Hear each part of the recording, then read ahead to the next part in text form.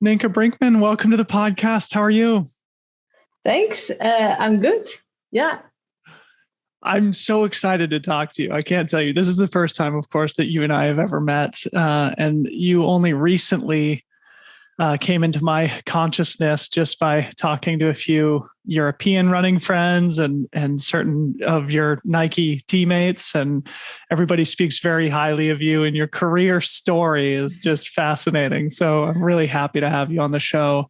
Maybe first, just tell us how you're feeling a week removed from a phenomenal victory and course record performance at Zegama.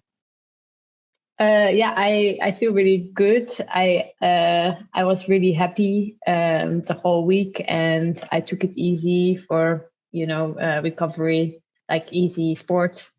Just normal week, I would say. Yes, good. Well, I hope you're thrilled with your performance, and obviously it indicates that you're in a great spot, and the start to your 2022 season has already been quite phenomenal, and we're all very much looking forward to seeing what you continue to do. But before we kind of talk about your career and what's ahead of you, of course, I'd love to talk and learn a little bit more about your background. From what I understand, you were born in Jakarta, you grew up in the Netherlands, and now you live in Switzerland. So maybe give a quick picture to your background as an introduction to the audience. You're right. I was born in Jakarta. My parents are both Dutch, but my dad was working there. So I was born there. And then when I was 3 months old, my mom moved back with me and my sister to raise us in the Netherlands. And then I also have two sisters in the end, so one older, one younger. And for my studies, I moved to Switzerland, to Zurich. And there, after the master thesis, I stayed to do a PhD. Yeah. And I'm trying to finish that at the moment. We'll get to that in a second. So do you live and train in Zurich now? Is that where you are? Yes. Okay. Yeah. Cool. So tell us about your history with sport, because I read that you were a high-level field hockey player in the Netherlands. I'd love to learn a little bit more about that part of your athletic career. Yeah, I was playing second division, so I never made the national level. I would have liked to, but I think I was just not good enough. But I think my entire life, I did a lot of sports. I really love sports, and so it is not that I never did any sports, and then all of a sudden I started running. So I think my entire life I did a lot of sports, but not running specific sports. But of course, in field hockey you have to run a lot, and I did cycling, and so in the end I think during my entire life I did various sports. Also did half a year rowing. So I just like sports, and then I found the love for running lately. Yeah. So, I mean, let's get into that, because I think one of the things that's so special about your story, from what I've heard, as you mentioned, you've been an athlete your whole life, but you were never a serious runner. At least it doesn't seem like you ever really competed as a runner until kind of the pandemic was what inspired you to sort of get active and sort of explore your potential in that realm. So just tell us a little bit about your transition from being a field hockey player and your introduction to running. I think it came because I moved to Switzerland, because I also wanted to play field hockey here. But in Switzerland, field hockey is not so familiar. So I was in a team where people that played that never played hockey before. I was in the same team with them, so I didn't really, it didn't really give me anything sport wise. The team was really great, but I had the feeling I came home from a training and then I didn't do anything. So then I stopped, and I think from then I just started running and cycling and going to the gym. And then when the pandemic started, I just to go out of the house. Sometimes I went for runs every day, and I think then the love for running and then I discovered it really. So traditionally though, like, or in other parts of your life, did you ever go out for runs just for the simple exercise of it, or did it really begin during the pandemic? Yeah, with field hockey, when you have the summer stop, you always get during the summer you need to keep your fitness, and you get some program to do some core stability and some running trails and stuff like this. So I did have running shoes, and I mean I went for runs, but I just never went for I don't know interval training and or training for a distance with running, because it was focused on the field hockey. I mean, it's just phenomenal. And I guess I'll just reemphasize it for the listeners, but you started running 2.5 or 3 years ago during the pandemic. And now you've owned the marathon national record for the Netherlands. And you are clearly like one of the best trail runners in the world, and have every potential of competing for your country at the Olympic or world champion level. So it's a pretty fascinating story. Do you feel like when you got into running, were those goals that you had in mind? Did you approach it in a competitive way, or were you doing it just to kind of stay active during the slow and lonely days of the pandemic? Yeah, it started with that, to be really, active. But then I think for myself, I'm quite competitive. So once I got into more training, and I found that out that times are not bad or something like this, then I started to think about doing a marathon and stuff like this.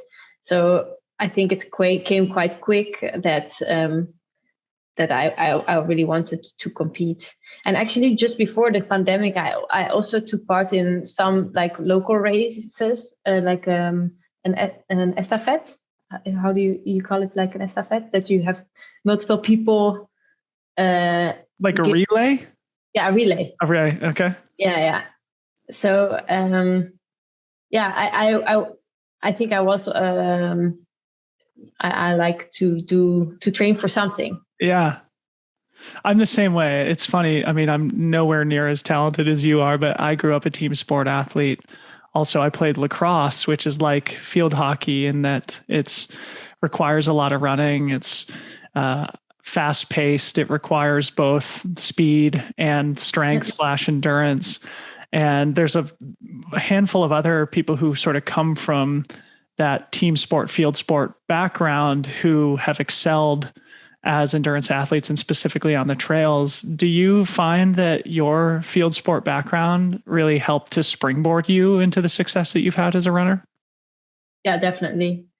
I think unconsciously I built a good system for running, because it cannot come out of the blue all of a sudden. So even though I was not training specifically for running when I was doing field hockey, I think I did train for it unconsciously. Yeah.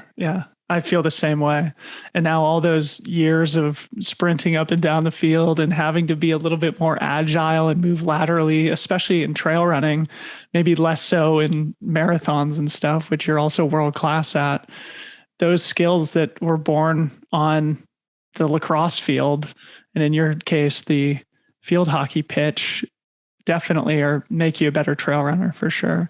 So from looking at your story, it seems like you eventually got connected with a coach in Switzerland, and it seems like he helped to kind of accelerate your improvement curve. What inspired you to get connected with a coach, and what benefit did it apply to your training and competition? The motivation was that I did with my few friends. We organized a marathon by ourselves because everything was canceled. And then I ran in 2:39. And that was quite a good time. And I thought, because I like to get more out of it, I think. So I thought, if I want to make a change, I need to ask some tips or help to improve. And I was always going with the group from the university, and the trainer from this group is now my coach. But I asked him some tips, and he actually he took it very serious and wanted to help me as a coach. And I must say that I I owe him, I think, everything, because he takes so much care of my trainings. We changed everything, and I mean, I'm sort of like training a little bit polarized. So quality trainings are, hard quality, and easy trainings easy. And I really had to learn that. And I think I owe him a lot. He learned me so many things that I didn't know. Fascinating. Tell us more about him, because from what I read, I think this was in the Iron Far article that they wrote about you after your national record. I think they referred to him as a triathlon coach or something. And so I'm fascinated. I'm fascinated about the fact that like you're excelling both on the roads and the trails, and he seems to come from a triathlon background. So paint the picture of how all that fits together. Yeah.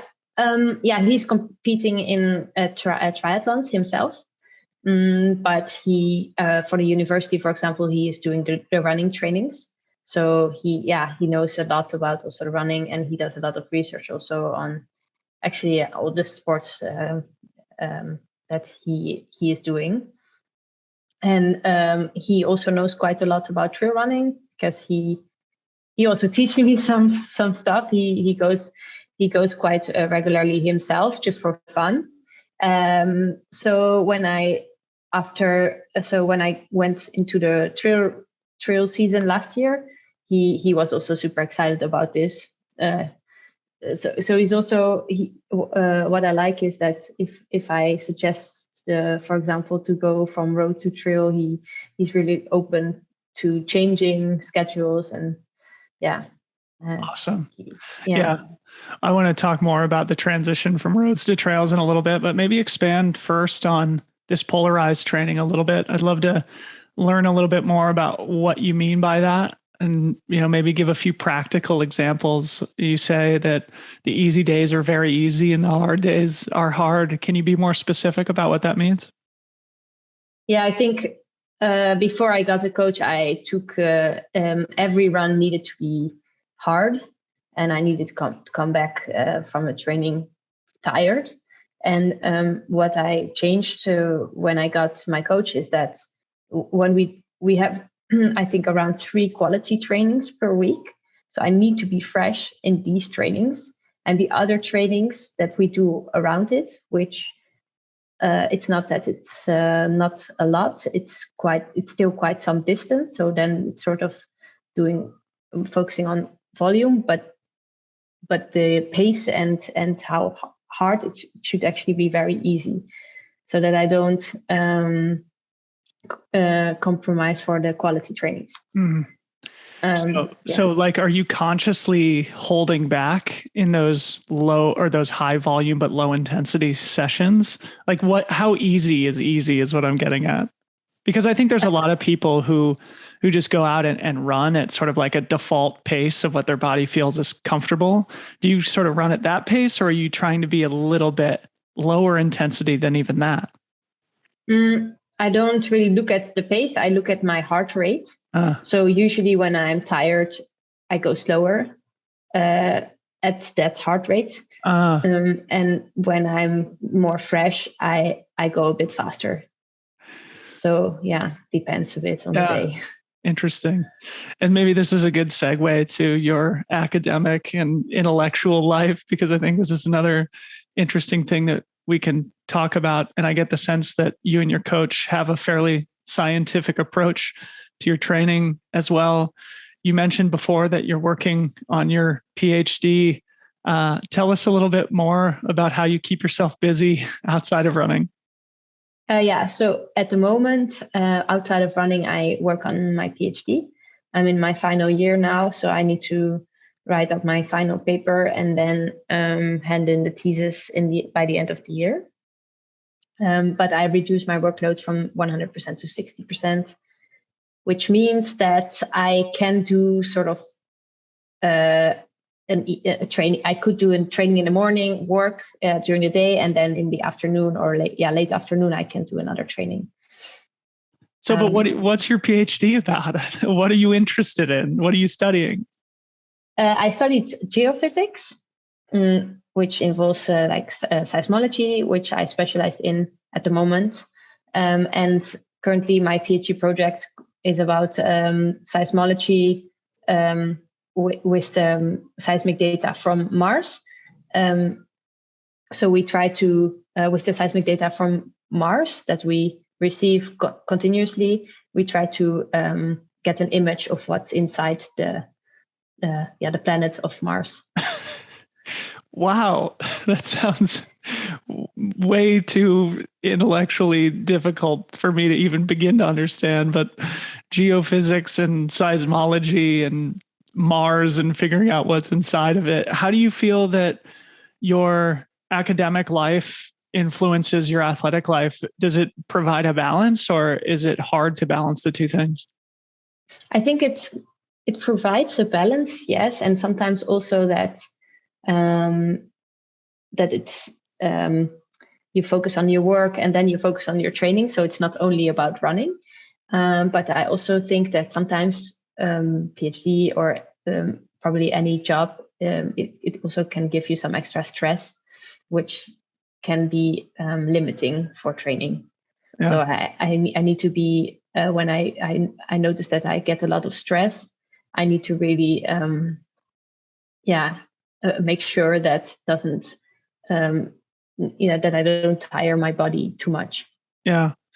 I'm curious what the longer term vision for this PhD and academic credential is. Obviously, I feel like you're going to need to make a decision fairly soon about what you want to do in the medium term professionally, right? Because you're so good as a runner. And once you finish this PhD, you may have some time where you can really focus 100% only on running. Is that something that interests you? And what path do you see for yourself in terms of your academic or professional career after your PhD? Like, how will you apply the learnings that you're accumulating professionally? Would you be a teacher, or would you work in the private sector? Do you know? Yeah, I think to answer your last question, I would be interested in a private sector. And so what I learn a lot, what I specialize in with seismology is basically some sort of signal processing. So this can also be applied in many different things other than seismology. So I would be interested in something like this. But to answer your first question, I think I first want to really focus full time on running. Yeah. Okay. Understood. So let's start talking about the things that you've accomplished so far, just to kind of bring things full circle for the audience. Because I think your name is still new for a lot of people, even though you've achieved so much. It's only happened in a very short period of time. And it seems like after you got your introduction to running during COVID, 2021 was really a breakthrough year for you as a professional athlete. Seems like you won the Zermatt Marathon, which is a trail race, and you finished second in the Golden Trail World Series. And then you ran an incredibly fast 2:26 marathon at the end of last year. Talk about your 2021 season and what you did. Do you see it as sort of a breakthrough year for you athletically? And if so, what do you think contributed to it? Yeah, it was definitely sort of a breakthrough. And it's strange because the Zermatt Marathon was the first race, and this is not. Yeah, in July, it's 1 year ago, and if I think back, so much has changed since then. But I think it's only positive changes. What mostly contributed to the success is introducing a coach. Yeah. Yeah. I keep on repeating, but I think he really made a lot of for me to happen. Yeah. So maybe going back to the coaching and what we talked about only briefly a second ago, the transition between trails and roads, because like I said, you did the Zermatt Marathon, which is a trail race. You did the Golden Trail Series, which is obviously a trail series. And then you finished with, I think it was the Valencia Marathon. Was that it at the end of last year? So talk about the transition between that first sort of part of the season where you're focusing on the trails to then running such a fast 2:26 marathon in Valencia. I think before the Zermatt Marathon, the idea was also to do a road marathon. So then I was focusing on the road, and then because I got just 1 week before the race, I got an injury, and then as sort of because the Zermatt Marathon was still happening because of COVID, that's why I transferred to the trails. So the thing is that we always kept in mind that we still want to do a road marathon. So what we did is we keep a little bit the basis the same. So every week I still had a track session, for example. But then, of course, when I was in my trail season, I mainly focused on the trail running, but I kept in sometimes a threshold set or sometimes a track session per week. So to keep the basis a little bit. And then after the trail season, I had, I think, a block of 5 weeks. And then I completely focused on the roads. So I think... so there was only a 5-week block where you were completely focused on the roads before you did the 2:26 marathon. Is that right? Yes. But of course I was, before I did the Golden Trail. So I was really trained. I trained a lot. Yeah. You were fit. I think you just had a short period of time to then do the specific work for the marathon. Yeah, exactly. Yes. So when you ran 2:26, I think at the time that was the third fastest Dutch marathon ever run. Did it surprise you? And how did it change your perspective about what you could achieve as an athlete? Yeah, it surprised me. I did think I was able to run a sub 2:30. That was the goal. But then 4 minutes faster or 3.5. There was something that I didn't expect. Yeah. And then because I made the limit for the European and the World Championship, and then sort of something opens, a whole new world opens for you, and that was really amazing. Yeah, I mean, maybe expand on that a little bit, because when that whole new universe of opportunity opens, it's probably hard for you to determine where you want to focus your energy, right? Like, because you could become a world-class marathoner, or you could focus only on trail races. And there's so many fun trail races to do around the world. And so I imagine that it's maybe sometimes difficult to decide what you want to do. How do you listen to your motivation and figure out what sort of goals you want to set for yourself? Is that something that you do personally, or you work on with your coach? I work on it with my coach. Of course, he first let me sort of make a sketch. And for this year, we really wanted to make it clear for the entire year, so that I have it clear in my head, and also with the work schedule, that I can really figure out when I have time more for work and stuff like this. And then I think we really agreed on that we really wanted to do a good road marathon block for a road marathon in the beginning of the year. And then there was also no hesitation that we still really want to do some trail running, also because I really like it, and I think it's good to have some shift also for your mental health, sort of. And then I had to decide between the Europeans and the World Championship, and I decided to go for the Europeans. So that will be in August. So I have now, in between my trail races, I have one road marathon, and then I finished the season with trails. Awesome. Yeah, I'm a little bit sad that you're not doing the World Championship Marathon because I actually live in Oregon, which is where the World Championship is going to be this summer. But yeah, but I'll be happily watching your trail season evolve, digitally at least as a fan. So I want to also get into the professionalization of your running career, because I'm sure this has also been somewhat of a surprise for you, right? Like at the end of 2021, you signed with Nike and the NN team, which is like Eliud Kipchoge's team. So, and for you being so new to the sport, it must be strange. Like it must be just like hard to adjust to. Talk about signing with Nike, the NN team, and sort of what that experience has been like.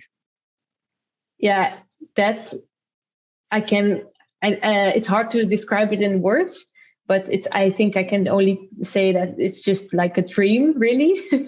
Because of course, as a runner, you dream to sign with Nike and also in the road running world to go with the NN team. So that both was really, really cool for me. And I get so much help now with everything, that of course then focusing on the running is even more better. It's better and better. So I'm really happy with the sponsors I have. Is there any, I mean, maybe you don't want to answer this, but is there any pressure between like sticking to road race? Like, do they want to determine any of the goals that you set for yourself, or are you given full autonomy? Because, you would think that having that type of a professional contract, especially with the biggest brand in the world being Nike, and with what success that you've achieved in such a short period of time, that maybe they would want you to focus exclusively on the roads. Have you been given full autonomy to be able to also explore the trail side of the sport as well? And have they been supportive of that? I'm just wondering if they give you any guidance. And also, I mean, the contract with Nike was with the Nike Trail, so it's quite clear that I'm doing trail running, and then team is road running. So I think I made it pretty clear that there will be road and trail running in my year. And I get they leave me to it, really. They're really happy. I shared my schedule, and there was no issue. It was I think they are happy with this schedule. Yeah. So cool. Well, I sent a message to Pat Werhane. Do you interface with Pat, who's the Nike Trail guy here in the US? Yeah. I never met him in person, but we have like a lot of contact. Yeah. Well, I sent him a message letting him know I was having you on the podcast. Of course, we live in the same town here in Portland where Nike is based. And I think he's just done such a good job of like identifying and recruiting such talented athletes. And it's awesome that they have the foresight to allow you to do whatever you want, because I don't know, I would think that there would be some temptation, especially with the NN team and the talent that you've shown in the marathon, to, maybe there be a little pressure to have you chase that more exclusively, but it's great that you're able to do what you want. Anyway, really interesting. Yeah, I think also their idea is really that I'm coming from trail running, doing a good road marathon, so they believe, you do what you want, and as long as it keeps and as long as you progress, we are happy with what you do. Awesome. So cool. So you carried the momentum into 2022 after your breakthrough season of 2021. And I think you started the season at the Rotterdam Marathon, where you ran 2:22. So another 4-minute improvement, or 3.5-minute improvement, something very significant over the 2:26 that you would run in Valencia. You finished second place overall and broke the national record for the Netherlands. Was that another surprise for you? Tell us about that race. The race was really, everything went according to plan. I also had a really good build up. I started in January. I even went 4 weeks to Kenya to train there. So I would say my build up was really good. And then I think 2 to 3 weeks before the race, we noticed that my form is really good. And then we started talking about the national record, that it could be possible. It would be tight, sort of. So it was not super clear. That's why I was not 100% confident. But I also thought, I also want to give it a shot. So it wasn't in my head when I started the race. And from the sounds of it, and I think I read this again in the I Run Far article that they wrote afterwards, but you ran a pretty substantial negative split. And, I think just like having another just massive breakthrough, it feels like there's still so much more potential that you have. Did that give you a similar feeling after the 226 of like new doors and universes of possibilities and opportunities opening ahead of yourself? How did breaking the national record only 2.5 years after starting running maybe change your perspective of what you could accomplish in your career? Yeah, of course, after this race, I had again this feeling as I had in Valencia. And I find it difficult to really see where I would go, but I know that I really like to do these kind of build-ups and really focus on improving. So I really want to keep improving. Of course, I don't know where this is going. I just really want to continue to progress. Yeah. But like the national record had stood for whatever, 18, 19 years, I think it was, that you broke. And it sounds like you're now going to be targeting like the European Championships and the Olympics and things like that. Were those goals in mind prior to running 222, or after you ran the race, was it like, I actually do want to try and make the Olympic team? No, I think this was already a goal of mine. This was already a goal when I ran my first unofficial marathon with my friends. Really? It's a goal. It was like a dream. It's like a dream of mine, and then it was really unrealistic, I think. But you can have dreams, I always think. But now, of course, it becomes more realistic to me. And I think one of my biggest dreams is to go to the Olympics. That's interesting. So even before you had your coach, you were already thinking, well, maybe I could be an Olympian as a runner. It indicates that, I mean, you mentioned that you're a competitive person, but it indicates that you don't set limits for yourself and that you really believe in yourself. And that's probably also reflected in your academic pursuits as well. You're somebody who doesn't set limits and goes after big, audacious goals like seismology of Mars. Is that just a personality trait of yours? Was that instilled in you by your parents, or is that something that's kind of come naturally? I think this, it comes quite naturally, but I would say not in everything. So, for example, with sports, yes, I have really big dreams, but with my academic career, this project with Mars, I'm just a really tiny part of the big project, and I would say not in everything that I have such big goals, but if I like something and if I'm interested in something, I really want to. I can set goals to myself, and I always keep on telling myself it's not bad to dream big. It also keeps you a little bit alive, I think. Definitely. Wow. So inspiring.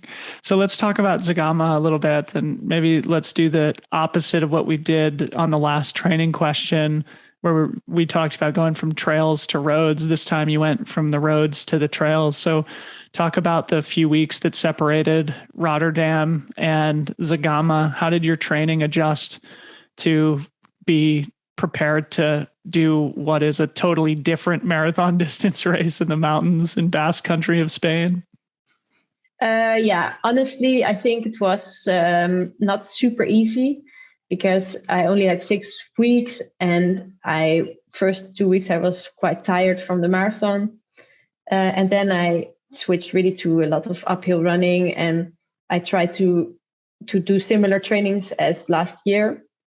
And I didn't reach the times that I did last year, so I was getting I was not super confident going into the race. But I also knew that my fitness it was not bad. So in the end, I also thought, okay, I just have to live with the training. It's probably good. I'm probably a little bit different fit than last year, and just believe in that. That's also, yeah, it can also bring you somewhere. But it was sometimes in the trainings I had a hard time that I didn't reach the times, for example, that I did last year. Yeah. So you weren't especially confident, but the performance was historic. Yeah. I mean, you broke the course record at a very, very important, legendary mountain race. Maybe give us the brief encapsulation of how the race played out. Did you lead from the beginning, and what strategy did you employ that worked out so well? Yeah, I led the race from the beginning. It was not really the plan. It was just I had some sort of heart rate zone that I wanted to run in the beginning, and then I would have had to see where it would place me. And then, of course, I noticed that it was me being the first woman. And this was actually, this was my race strategy until I think the top, which was 30 kilometers, I think. Because at that point, I thought, okay, now it's some technical part and also then downhill. And then I also thought, we are so far in the race now, and now I really don't want to give up my first place. Yeah. So then I got, I really made sure that I stayed first. Yeah. So practically speaking, are you paying attention to your heart rate constantly in races, whether on the road or trail? That's kind of how you monitor your energy expenditure and make sure that you're racing intelligently. Yeah. Especially, I think, first parts of races. Usually later on, I squeeze out everything. Then you compete. Then you compete. Yeah. Okay. Very cool. Talk about the race atmosphere at Zegama. I think one of the things that you probably are able to enjoy a lot is the different dynamics of, these kind of bigger city marathons versus smaller trail races versus sort of in between, sort of a big city marathon atmosphere at a trail race, which is, I've never been to Zegama, but everybody who's been there has enjoyed it immensely and speaks very highly about the energetic spectators and the overall race atmosphere. Talk about that a little bit. Did it energize you? And maybe for people who haven't been, what makes Zegama special? Yeah, so Zegama, I think the audience really makes the race. It's some parts you just run through the crowd, and they have a lot of respect for the runners because nobody touches you. They just really cheer you on. And after such a section where you pass through the audience, you really have like ringing in your ears. And because before I heard about it, that it's so crazy, but then when you actually experience it, then you know what people are talking about. Yeah, it's insane. Really cool. I really would love to go do that race someday. Yeah, you should. It's really recommendable. Yeah, it seems like you guys had good conditions too. And as somebody who's paid attention to the Zegama weekend for the last decade, it seems like they usually have horrendous rainy, wet weather, but this year it looked very, very nice. Yeah, we had a great weather day as well. Yeah. What do you view as your biggest weakness as an athlete right now? Like, since you came into the sport so I mean, you're so new still. I'm sure there's things that you still know that you can improve upon. What do you think right now is the thing that you need to work on the most, whether it's in the marathon, on the roads, or in the trails? On the trails, I really know that my technique, it's really my weakness. A technique in technical parts, but also especially in the downhills. I really sort of have a break in my legs still when I go down. I think it's fear. And in the marathon, I think also my running economy can be improved. I think, I think that's also what we are working on to run the most, to make my movement most efficient. I think those things are really things that I focus on, and I think that's at the moment my biggest weakness. How do you improve that? Is it just practice with the technique? It typically is. Yeah. And I think with trail running, it's also practice. Yeah. You need to overcome this fear, I think. Yeah. And there are really great trail runners here also in Zurich. So I also get help. I run with friends, and then they show me a little bit how they do it, and I follow. And that's also great. Yeah, that's a good way to improve. Just watch the Golden Trail series broadcast. Yeah. Look at Killian and just do what he does. It's insane. Sometimes I'm really surprised how people fly down. Yeah. Isn't it beautiful? Yeah. It's just like watching somebody who's so comfortable in that terrain. It's fantastic and inspiring. So let's start winding down and just like talk about some of your future goals this season and beyond. What does the rest of 2022 look like for you? So I will have the European Championship in August. Where is that? Where's that being held? In Munich, Germany. Okay. Munich in August. That sounds like it's going to be warm to run a marathon. Yeah. So we need to also train a little bit my heat to train in heat. Yeah. Yeah, and then in September I will participate in the 2 US trail races for the Golden Trail. So the Pike Peak Ascent and it's Flagstaff Sky. Yeah. I forget the name. Sky Peaks maybe is the name. Something like that. Yeah.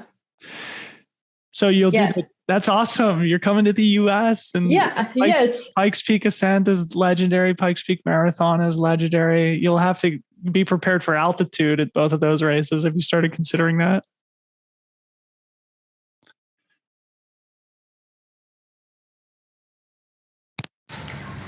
Do you still hear me? I do. Yeah. Did your headphones die? Yeah. It's okay.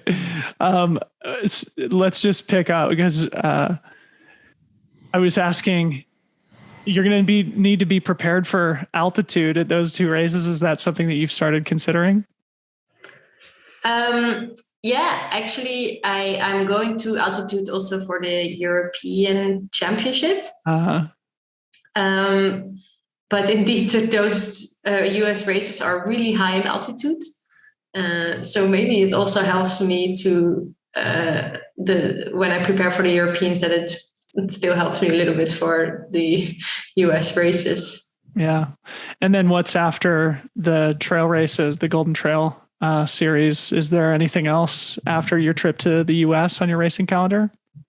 Well, I hope with those 2 US races and Zegama, I make it to the final. And then the final of the Golden Trail is like a stage race in Madeira. So it's a 5-day racing. And that will be in October. Awesome. And I think then my season will be over in 2022 because I want to also finish my PhD. Yeah. So much going on. So final thing for you before I let you go, Ninka, let's talk longer term goals. I think Paris 2024 marathon is probably something that you're very excited about, but I want to hear you talk about that. But then also, I think there's it's a unique situation because you're the type of athlete who could, do the 100K World Championship. You could win comrades. Obviously, there's a lot of amazing long trail races too. So I'm curious to hear you talk about the Olympics and any other longer term goals that you have for yourself as an athlete. Yes, it's difficult because there are so many things. But what you just mentioned, I think also when I am also interested in the longer stuff. I think not at the moment because I like it's short and that the speed is important. But I am interested also at some point. Maybe sometimes I want to do the Western State. Yes. Yeah, that would be really cool, I think. But yeah, that's like long-term goal. Yeah. Incredible. Well, what about the Olympics? I mean, obviously you've just broken the national record. And so it would indicate that you should make the team. I mean, I don't make any assumptions, but what would it mean to you to compete for your home country in Paris in 2024? I think it would mean, it's really at the moment, really my big goal. Yeah. So I really want to give everything. And also what I know is that when I make it into the Olympic team, I really want to prepare really well. Yeah. I hope I have a chance to really compete. Yeah. I have a feeling that you will. Well, Ninka, it's been a pleasure to get to know you a little bit here in this conversation. I've become so inspired by you and plan to follow your career very closely over the rest of this season and beyond. But thanks for carving out a little time to come on the podcast, and congrats again on an amazing Zegama and everything else that you've accomplished. Thanks very much for having me. It was really great to meet you.